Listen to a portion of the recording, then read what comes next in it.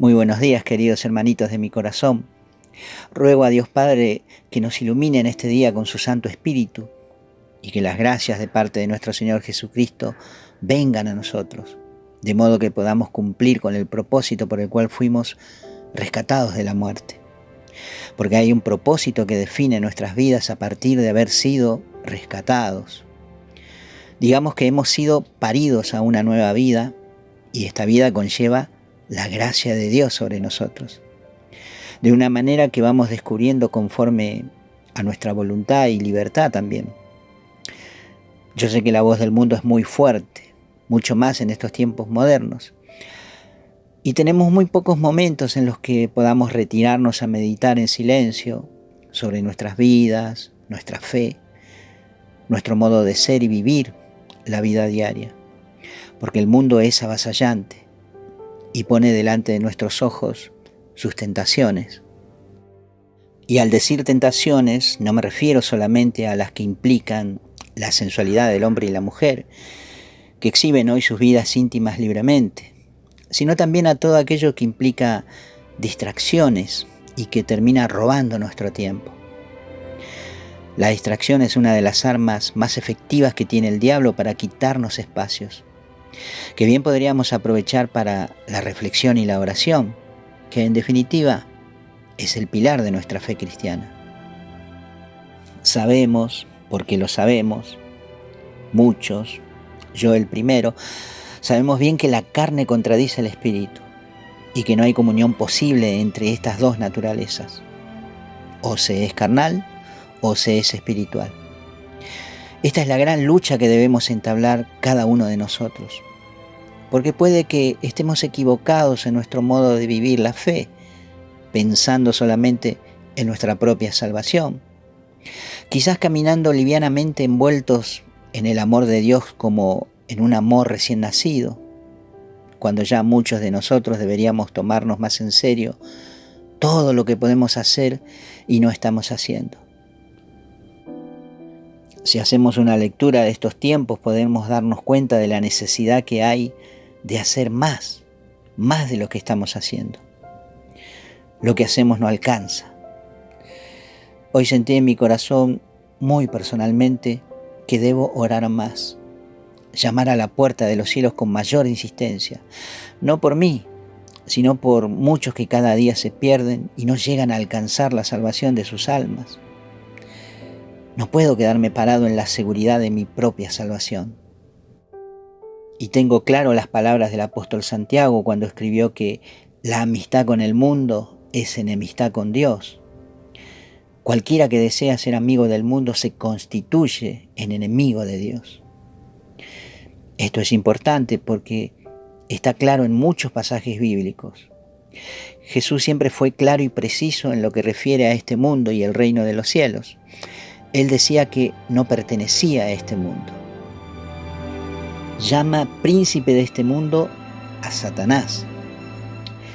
Y el Evangelio de Juan en el capítulo 12, verso 31, afirma las palabras de Jesús sobre que su pasión, muerte y resurrección conllevan un juicio a este mundo y que ese príncipe sería echado fuera de él.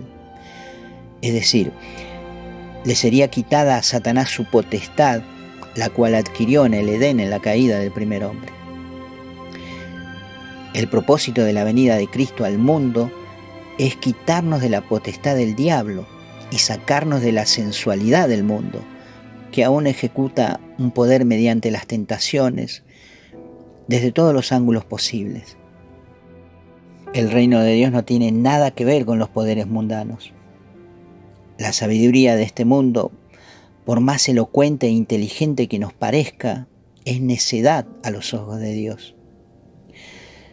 Es verdad que Jesús nos envió al mundo, pero para convertir a los que están aún bajo su dominio, no a que hagamos amistad con Él. Veamos dentro de nosotros mismos, hermanitos, y seamos sinceros. Nosotros los cristianos somos ávidos consumidores de lo que ofrece el mundo. Vemos sus programas de televisión, consumimos sus violencias, caemos en la morbosidad de sus imágenes de muerte y horror de una manera tan natural que no nos damos cuenta de que hemos pecado. Y alguno podrá decir, y bueno, tampoco es para tanto. Dios nos ama y no es tan exigente. Satanás usa este tipo de pensamientos. Le hizo creer a Eva que comer del fruto del árbol no era malo. Dios exagera, no van a morir, les dice. Y ya sabemos lo que pasó. ¿Cómo podremos mantenernos justos y santos si ensuciamos nuestras mentes y corazón con estas cosas? Porque aunque lo neguemos, muchas de estas cosas se nos pegan, porque nuestra mente las adquiere. ¿Cuántos cristianos hoy están a favor del aborto? Aunque ahora lo llamen interrupción voluntaria del embarazo, para alivianar el concepto, porque la palabra aborto suena más violenta. Pero el hecho sigue siendo el mismo. Es matar una vida de la forma más brutal y cobarde, porque ese pequeño ser no puede siquiera pegar un grito para defenderse. El mundo les ha convencido. Han dejado de oír la voz de Dios para escuchar al mundo. ¿No saben que detrás de esto, del discurso que envuelve el tema del aborto y también de la ideología de género, que hasta en la educación escolar ya tiene sus iniciativas, hay una agenda global pensada para desarrollar en estos nuevos tiempos por poderes que nos sobrepasan y que atentan directamente contra la palabra de Dios? ¿Cómo podemos callar en la iglesia todo esto que está pasando? Pero claro, si pensamos que Dios es solo amor y misericordia, que todo lo perdona, y olvidamos que es también justo juez, ¿cómo evitaremos que el justo juicio de Dios caiga severamente sobre nosotros? Miren, yo sé que hay muchos a los que no les gusta escuchar sobre estos temas, pero si yo no digo esto ahora, me será motivo de juicio el día que esté frente a Dios, como lo será para todos.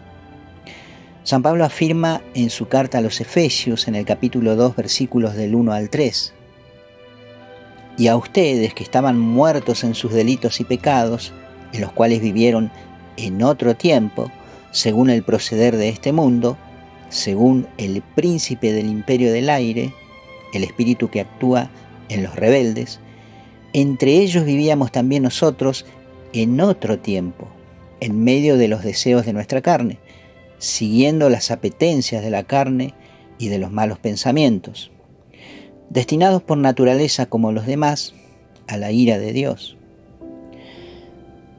Pero Dios nos rescató de esa realidad para hacernos personas nuevas, dejando atrás nuestro viejo modo de pensar como pensábamos antes en el mundo, para pensar y sentir ahora de acuerdo con el pensamiento de Dios. Hermanitos míos, si viéramos con nuestros ojos cómo las tinieblas han desplegado su poder en este tiempo. Imaginen si hay alegría en los cielos por un solo pecador que se convierte. Cuánto pesar hay por cada alma que se pierde. Y cada día se pierden miles de miles. Estos días leía un testimonio documentado por la iglesia de un acontecimiento que tuvo lugar en el año 1082. Lo pueden encontrar en varios sitios católicos porque tuvo mucho que ver en la conversión de un hombre, de un santo llamado San Bruno. Este testimonio habla de la muerte de un célebre profesor parisino llamado Raymond Diocres. Este hombre tenía una fama muy grande y era considerado un sabio y erudito, hombre de altas virtudes, al punto de llegar a ser consultado por príncipes y prelados religiosos en temas delicados que atañen a la sociedad y la fe. Imaginen que si en vida había sido universalmente celebrado, cuánto más fue el día de su muerte, la cual conmocionó a toda la cristiandad, y sus exequias convocaron a los más excelsos de la sociedad parisina, junto a buena parte de sus alumnos. ¿Qué sucedió? Pues bien, como era costumbre, el cuerpo se depositó en el centro sobre una tarima, cubierto solo por una sábana blanca, alrededor de la cual se apiñaban los deudos. Empezó el oficio de difuntos y conforme al ritual litúrgico, el sacerdote oficiante dirige al difunto esta pregunta: respóndeme, ¿cuán grandes y numerosas son tus iniquidades? La invocación litúrgica es, por supuesto, retórica, y no se espera que el muerto responda. Pero ¿saben que es exactamente eso lo que sucedió? Clara y audible para todos los presentes salió del debajo del velo la voz de Diócres diciendo: por el justo juicio de Dios he sido acusado. Y sabrán que esto provocó confusión y susto en los presentes. Corren los más cercanos a levantar el velo y a examinar al muerto, pensando en una muerte aparente. Pero no, el cadáver seguía frío y sin latidos. El revuelo obligó a suspender por aquel día la ceremonia, mientras los prelados estudiaban qué camino seguir. ¿Qué significaba aquel prodigio? ¿Podría seguirse adelante con los rituales litúrgicos, visto que el propio difunto parecía sugerir que estaba en el infierno? Los más doctos, sin embargo, no veían problema en seguir adelante. Todos argumentaban que seremos algún día acusados de nuestras faltas, de las que ningún mortal carece, en el juicio personal tras la muerte, y había que seguir. Así que se reanudó el oficio al día siguiente con el muerto de cuerpo presente. Pero la noticia del prodigio había corrido como la pólvora por la ciudad, y ahora era una multitud la que se agolpaba en la capilla para asistir a las exequias interrumpidas. Con voz temblorosa, el oficiante repite la pregunta fatídica: ¿cuán grandes y numerosas son tus iniquidades? Esta vez el muerto se levanta y pronuncia con voz clara y fuerte: por el justo juicio de Dios he sido juzgado, y vuelve a caer en su postura yacente. Todo esto frente a miles de testigos. Varios médicos, alertados, acuden rápidamente a examinar el cuerpo mientras el revuelo crece aún entre la gente. Certifican que Diócres está definitivamente muerto y los prelados vuelven a conferenciar. Pero la conclusión es la misma. Todos habremos de ser juzgados en el último día y hay que continuar con el rito. Esta vez la ciudad entera está pendiente de ese rito y con apenas un hilo de voz vuelve a preguntar el sacerdote: ¿cuán grandes y numerosas son tus iniquidades? Por última vez, el gran doctor Diócres se incorpora y con voz estremecedora exclama: por el justo juicio de Dios he sido condenado, y cae ya definitivamente inmóvil. Por orden del obispo se despojó al cadáver de las insignias de sus dignidades, ya que evidentemente este hombre, tan excelso en fama en el mundo, estaba condenado al fuego eterno del infierno, y ya no había más nada que se pudiera hacer por él. Esta experiencia es la que convenció a Bruno, que contaba entonces con 45 años, para abandonar el mundo definitivamente y marchar con sus compañeros a buscar en la soledad de la Gran Cartuja, creando así la orden de los cartujanos. ¿Te sorprende esto que acabo de leer? Bueno, está documentado en varios sitios católicos porque aconteció ante muchos testigos y fue determinante en la vocación de San Bruno. La fama de este hombre antes de morir era sobresaliente. Sin embargo, Dios dejó ver a toda esa multitud que la fama del mundo es necedad para él. ¿Qué pecado había en Raymond Diócres que le valió la condena eterna? No sabemos. Solo sabemos que si no nos examinamos a nosotros mismos regularmente, si nos conformamos con nuestro propio parecer de estos tiempos, si nos regocijamos con los halagos del mundo hacia nuestras virtudes, podemos caer en el mismo error. El pecado aleja al hombre de Dios. La amistad con el mundo es enemistad con Dios. La carne contradice al espíritu. Hermanito mío, si te preocupa tu propia salvación, escucha hoy lo que te estoy diciendo. Si te preocupa la salvación de tu esposo, de tu esposa, tus hijos, tu madre y tus hermanos, no pases por alto lo que te digo, porque una vez llegada la muerte, no habrá más nada que podamos hacer. Si hasta los salvados, de acuerdo con el dogma del purgatorio que enseña la Iglesia Católica, tienen que sufrir un periodo de purificación por sus pecados, porque ninguno de nosotros morirá en perfecta santidad, ¿cuánto más es urgente que reaccionemos a estas realidades?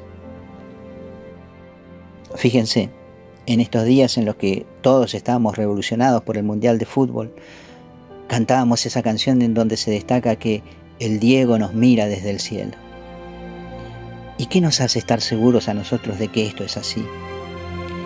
¿Por qué creemos que el Diego está en el cielo?